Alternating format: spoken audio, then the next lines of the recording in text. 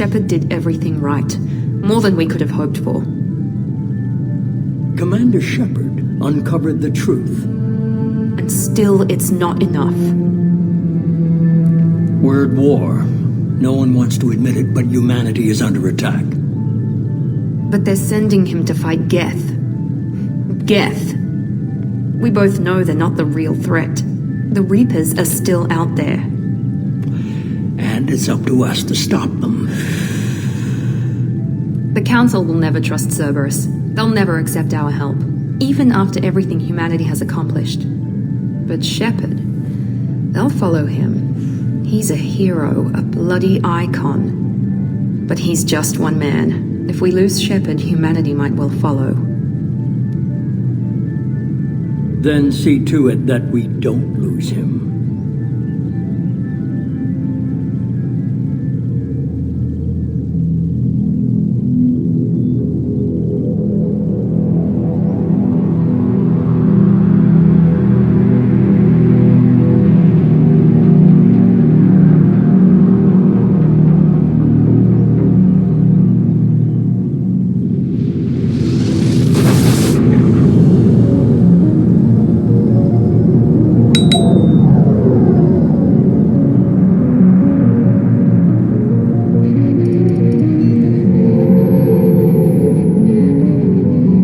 Disengaging FTL drives. Emission sinks active. Board is green. We are running silent. We're wasting our time. 4 days searching up and down this sector, and we haven't found any sign of Geth activity. 3 ships went missing here in the past month. Something happened to them. My money's on slavers. The Terminus system is crawling with them. Picking up something on the long-range scanner. Unidentified vessel. Looks like a cruiser. Doesn't match any known signatures. Cruiser is changing course. Now on intercept trajectory. Can't be. Stealth systems are engaged. There's no way a Geth ship could possibly... It's not the Geth. Brace for evasive maneuvers!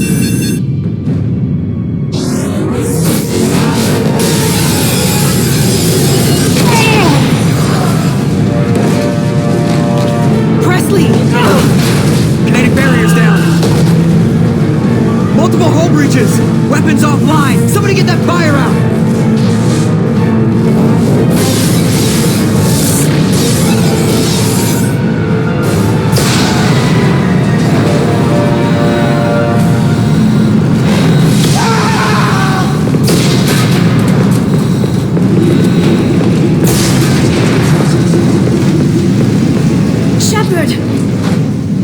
Distress beacon is ready for launch. Will the Alliance get here in time?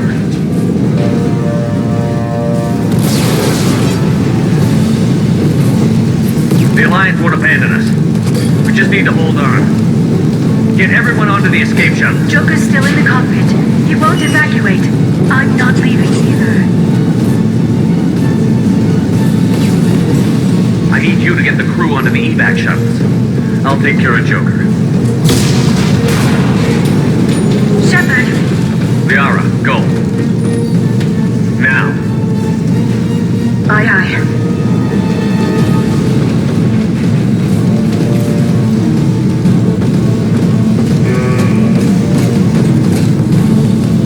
Everybody in! Go, go, go!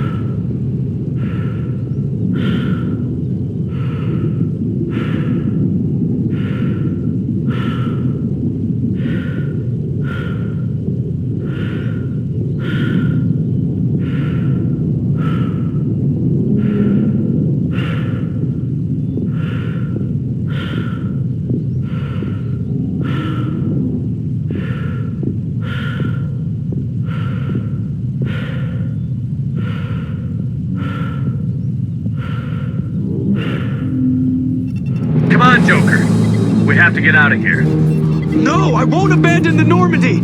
I can still save her! The Normandy's lost. Going down with the ship won't change that. Yeah, okay. Help me up. They're coming around for another attack!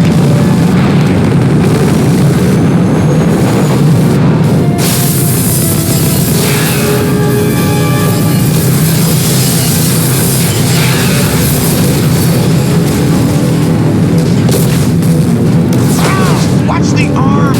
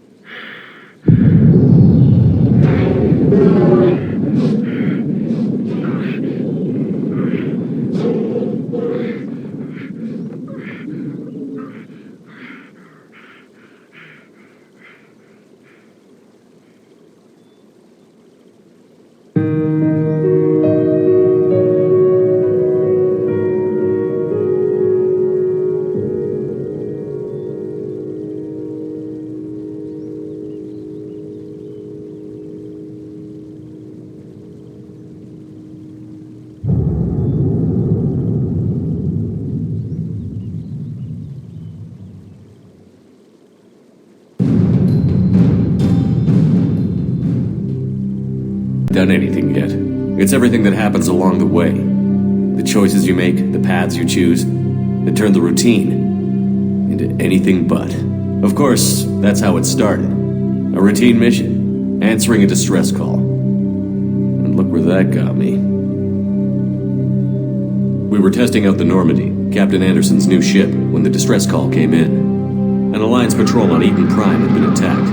They'd seen something they couldn't explain.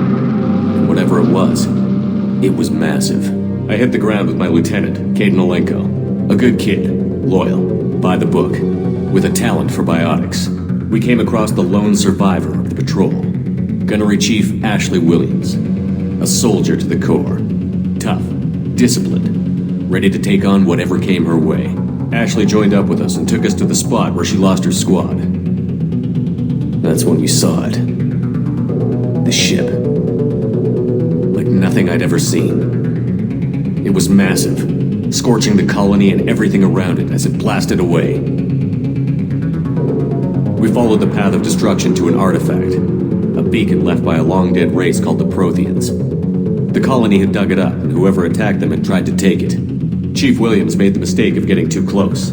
It hit her with some type of energy. I grabbed her and threw her out of the way. That's when it hit me. Hard. Every muscle in my body went rigid. I couldn't move, could barely breathe. Everything went black. And then I saw something. A vision. Dream. Nightmare. By the time I woke up, we were halfway to the Citadel on our way to meet the Council. I was expected to explain what I'd seen. Anderson came along. So did Adina, our political representative on the Citadel. With those two heavyweights, it seemed reasonable we could persuade the Council that the ship we'd seen was a potential threat, as was the individual behind the attacks.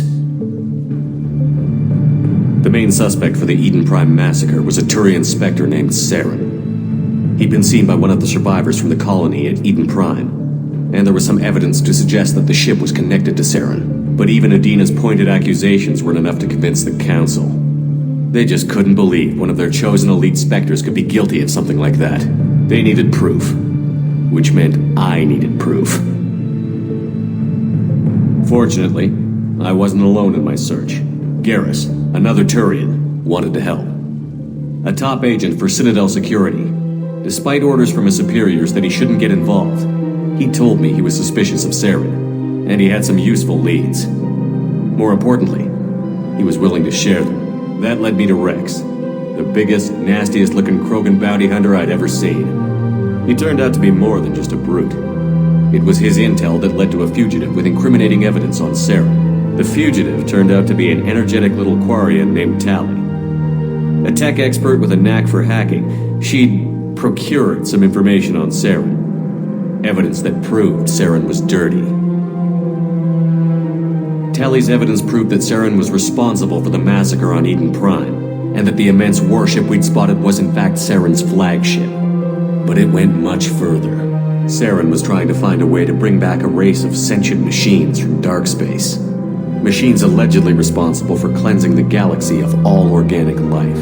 These Reapers were blamed for wiping out all life 50,000 years ago, including the Protheans, then disappearing back through the mass relays to dark space, leaving no trace they'd ever been. That explained why Saren was after the beacon, and it made some sense out of my visions. But not much else.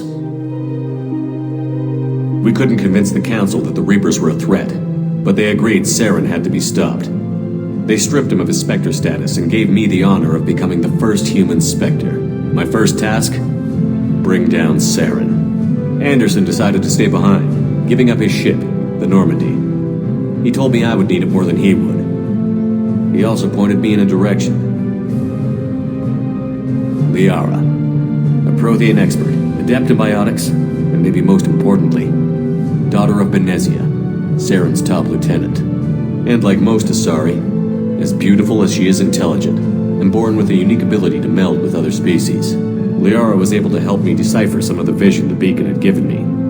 Nothing concrete, but it gave me some clues. And a new appreciation for the Asari. Her technique for accessing my vision was unexpected, but not at all unpleasant. Ashley was a little concerned about the connection I shared with Liara. As commander, I knew either relationship had the potential to interfere with the mission.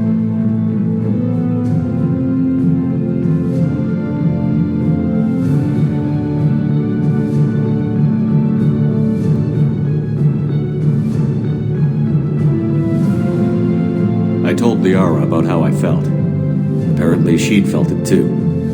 But we agreed we wouldn't let it get in the way of our mission. Finding Saren. Thanks to Liara's help, we had our next lead. Benezia. Saren had taken her to Novaria, where he'd enslaved a dangerous race of insect-like creatures, the Rachni. He ordered Benezia to use the same technique Liara had used on me to extract information from the Rachni Queen. The Queen's drones were everywhere, and they weren't happy. We had to fight through hundreds of them to get to Benezia.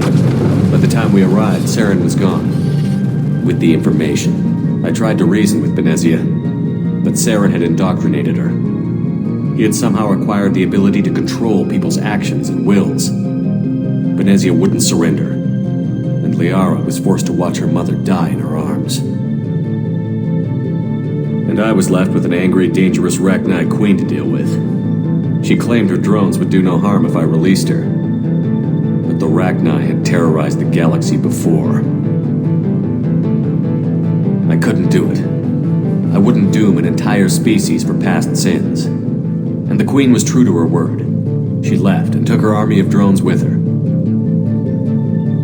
With Saren's top lieutenant dead, he was quickly running out of time and places to hide. I tracked him down at his base on Vermeer, but we soon learned it was more than a base of operations. It was a breeding ground. Saren was breeding an army of Krogan. He'd found a cure for the genophage, a disease inflicted on the Krogan to prevent them from breeding and taking over the galaxy. But the Krogan Saren was breeding were slaves, mindless beasts that obeyed Saren's will. I had to destroy the base, and all its research. Rex disagreed. Violently. Rex wanted the genophage cure for his people. I tried to convince him to help me destroy it, that these Krogan weren't real. But he wouldn't back down. Fortunately, Rex is smarter than he looks. He realized this wasn't the way to help his people, and that Saren was the real threat.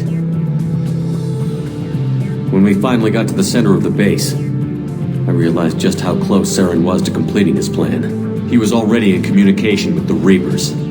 Sovereign, Saren's flagship we'd all assumed was just a ship was a Reaper. It spoke to me, threatened me. I could feel the menace it had for every living thing. It wanted me dead. It wanted us all dead. And I knew it was capable of doing just that. What I couldn't understand was why Saren would help it. But there was no time to think about it. Sovereign knew where we were. We had to destroy the base and get the hell out. I split up my team in 2 squads, sending Ash with one and Kaidan with the other as a distraction. We had a nuke, and we planned to use it. Before we could detonate the bomb, Saren showed up. We fought. I stalled him to make time for my team. And in talking to him, I realized the truth. It wasn't Saren who was indoctrinating everyone. It was Sovereign. The Reaper. And Saren was in deeper than all of them. He tried to convince me he was still in control. Said he found a way to reduce the Reaper's influence, but he was kidding himself. Or believing the lies Sovereign was telling him. Before I could convince him to stop, he ran, leaving me just seconds to extract my squad mates. I tried, but I wasn't fast enough. I could only save one of them. Kaidan was a good man, and a great soldier. But I had to choose, and I chose Ash. That was the last time Saren would slip away from me. I knew then, the next time we met, one of us would die. With my team mostly intact, we chased Saren and his army to Ilos, a long-lost planet that had once belonged to the Protheans.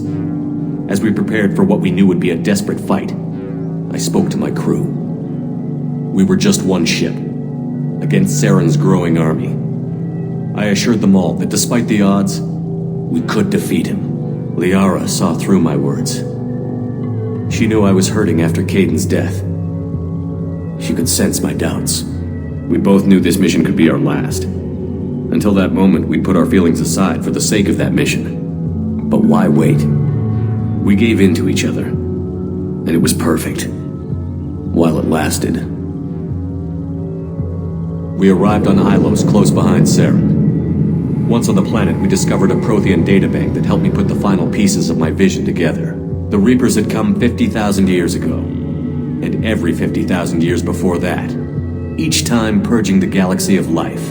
The Protheans had fought and died, like every species before them. But a few survived long enough to leave a parting gift.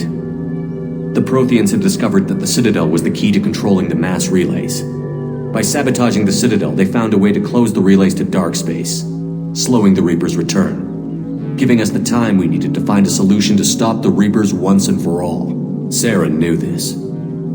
He was leading his army to take control of the Citadel and re-establish the relays to dark space, bringing the waiting Reapers here to destroy us all.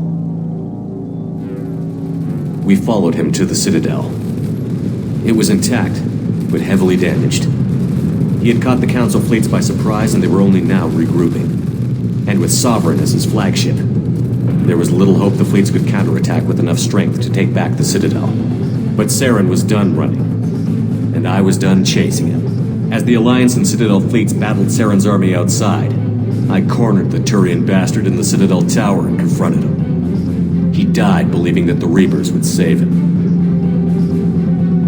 As I fought to regain control of the Citadel, the Council's flagship, the Destiny Ascension, fell under attack.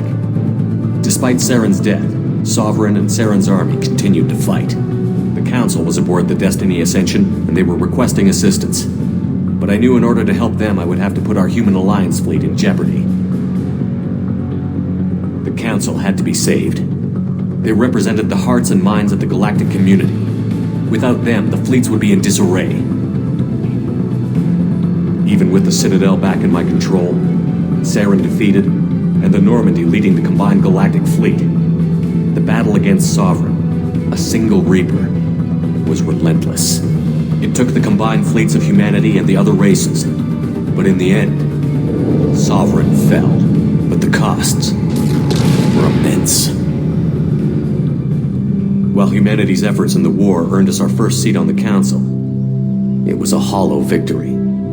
The Reapers were still out there. I knew the fight was far from over, but as the one who'd led the fight against Saren, I was given new responsibilities. The choice of humanity's first counselor was left for me to decide. On the one hand, Udina, the lifetime politician. Ruthless and ambitious, he would easily navigate the political landmines that would soon be put in front of him. The other choice, Captain Anderson, the career soldier. Tough but fair, but a friend, and someone I could trust. Both great leaders in their own right. Anderson didn't want the job, which was a sure sign he'd be perfect for it. No ambition to get in the way. The war was over. The threat had passed. In time, the Council would rebuild itself. The Citadel could be repaired. Even the pain of lost friends would fade. But none of that mattered if the Reapers were still out there. And if they were all as powerful as Sovereign, we had to find a way to stop them. I had to find a way. I gathered my crew, took my ship, and went in search of answers. Officially, the Council would only say I was assigned to cleanup duty, rooting out any remnants of Saren's army. Just another routine mission.